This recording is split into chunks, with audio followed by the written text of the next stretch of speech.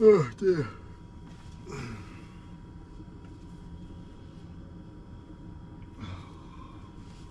Odd socks. Odd socks. Oh.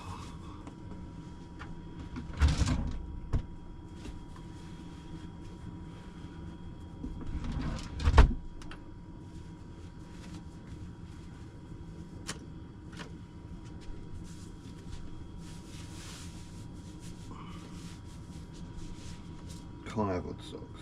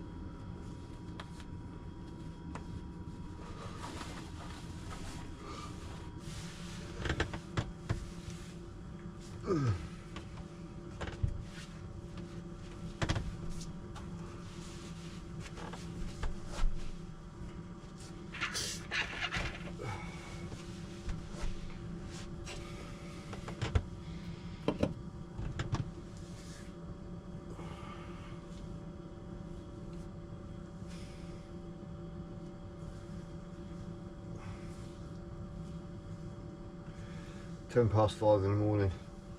What am I doing up this early? Oh dear. Well, I've got a busy day. I need to do some bits and pieces.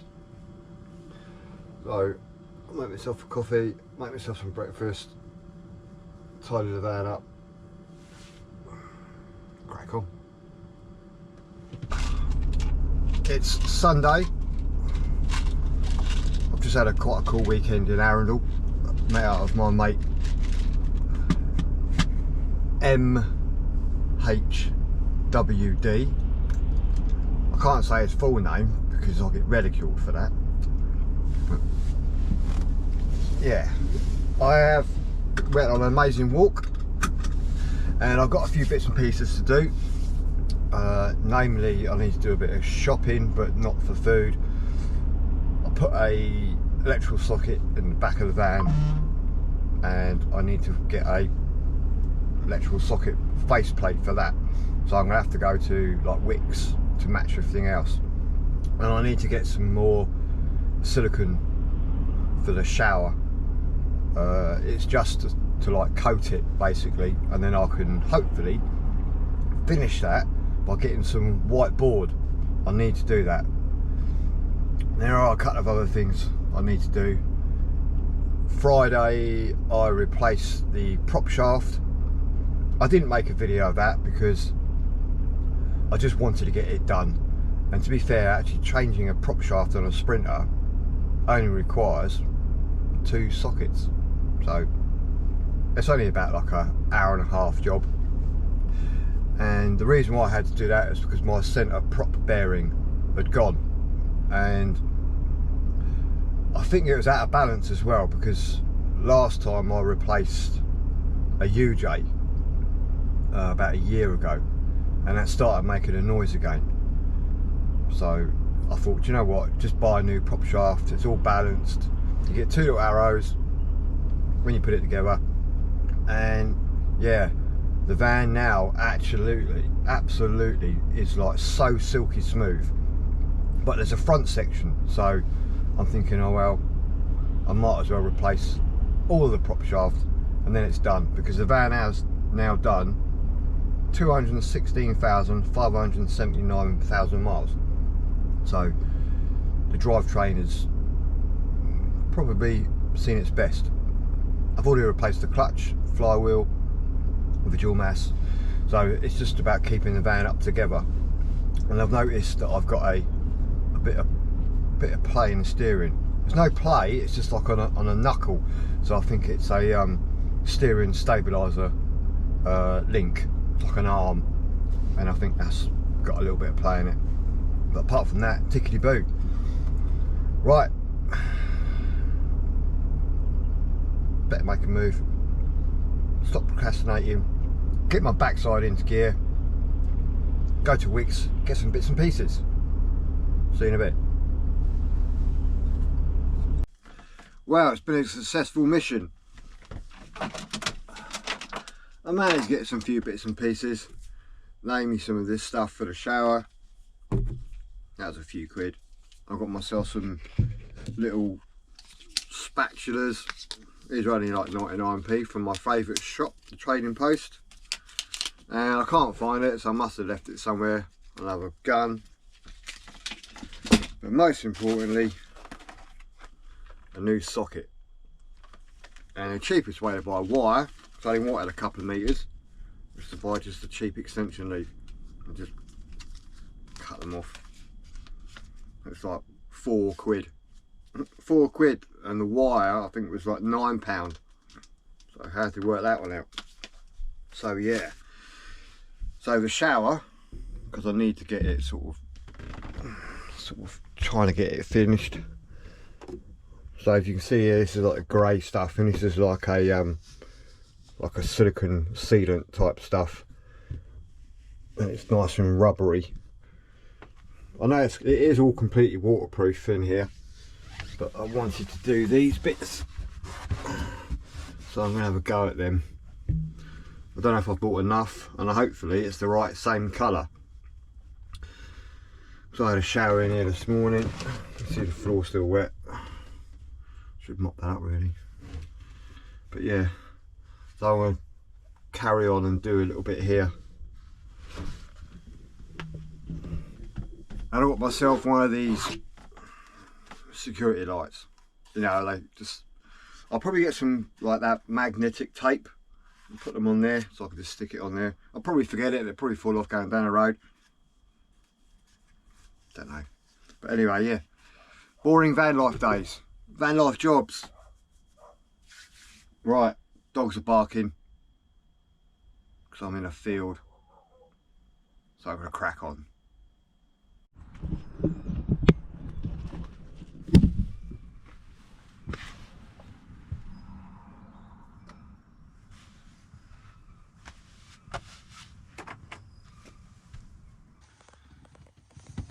Well, I fitted the new faceplate. I got one with the USB sockets in it, and it matches that one there, which is for the air fryer. There's a socket, there's some sockets behind there that run to the inverter for the air fryer and the induction hob. I'll get back to this in a second. Also, I've done a bit more silicone for the shower, and then once that's all done, well, it is all done now, I can buy the white plastic and trim it out quite nicely. So that's all done, I'm happy with that.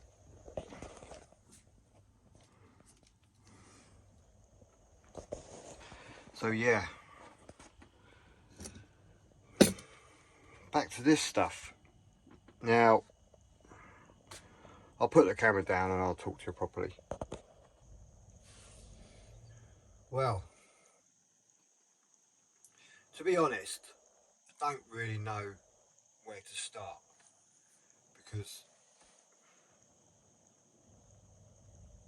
as you know, or if you don't know, regular subscribers to the channel know I have I call it an eating condition, and it's called achalasia, and it's extremely rare. Now, basically, my esophagus doesn't work. My lower stomach sphincter, where it goes through the esophagus into the stomach, there's like a sphincter there, like you have on your backside, and when you eat, it opens up. When you stop eating, it closes, and your body does its thing. Now mine, for whatever reason, decided that it was going to close up. So no food passes through. 10 years ago I had 3 operations. None of them worked. The last one has worked to a point where I can eat. Now over the last, I'll say, year, it's become more and more difficult to eat. So it's bloody tough. The other day I tried to cook some pasta. I was really looking forward to it, and I had one little bit, and then that was it. I started eating that at 7 o'clock, one mouthful. Well, it wasn't even a mouthful, to be fair, and it got stuck, and I spent all night with my head in the bucket, to the point where, blimey, yeah, for one, I was in pain. 2, I was getting really upset, to the point where, yeah, I was getting quite tearful because I was so hungry. Anyway, about 11 o'clock, I was jumping up and down in the van. I was drinking loads of water, and yeah, bleh. And say like 11 o'clock, it finally went down. Now when it goes down, it is like being kicked between the nuts, in the nuts, by an elephant. The pain is just indescribable. But it finally cleared, so I made some soup, and then I was sort of okay.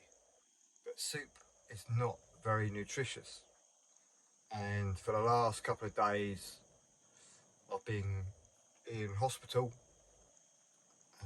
having tests and stuff like that. So unfortunately, I've had to buy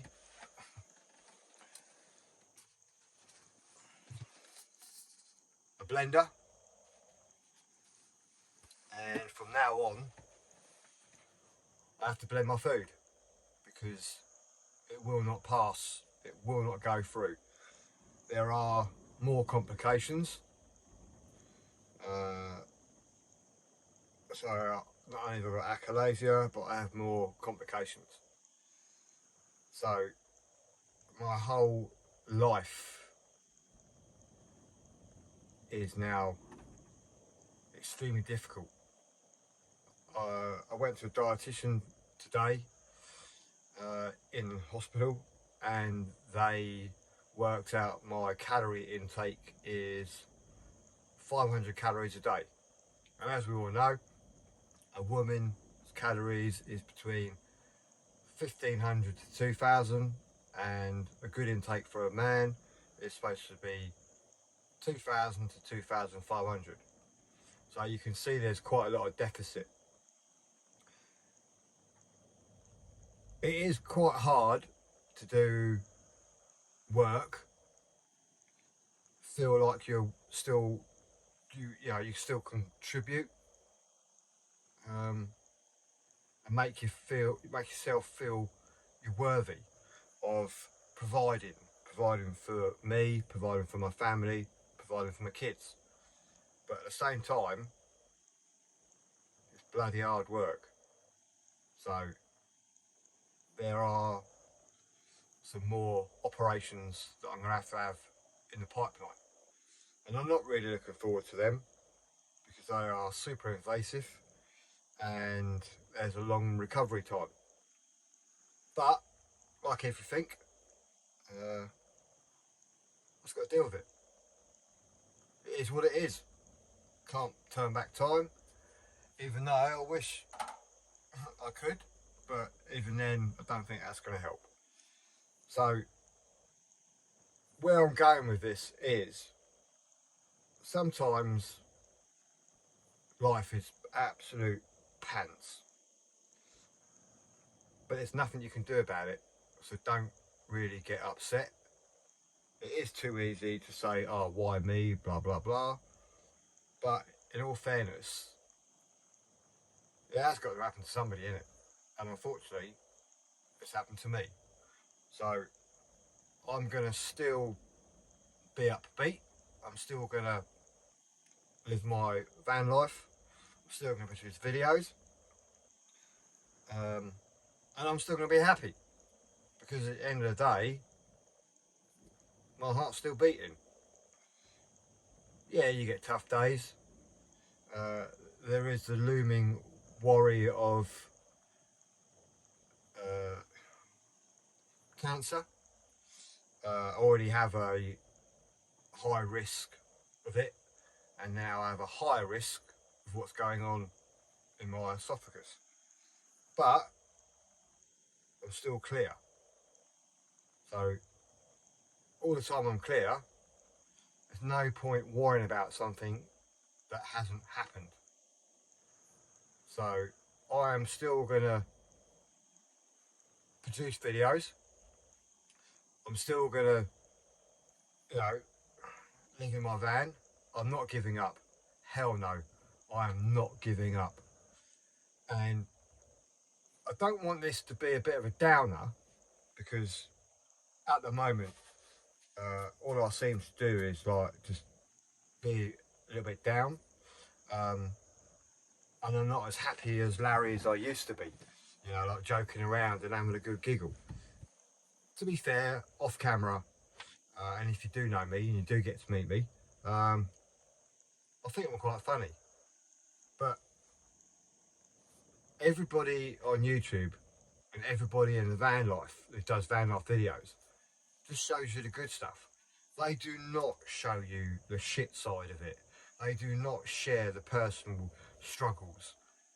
And I think that's a real shame, because behind that camera, that bloody thing, is a whole audience of people thinking that van life, or any life I suppose, is absolutely rosy. It's brilliant. The sun shines. You're banging in the solar. No, it fucking ain't. It's hard work. It really is hard work.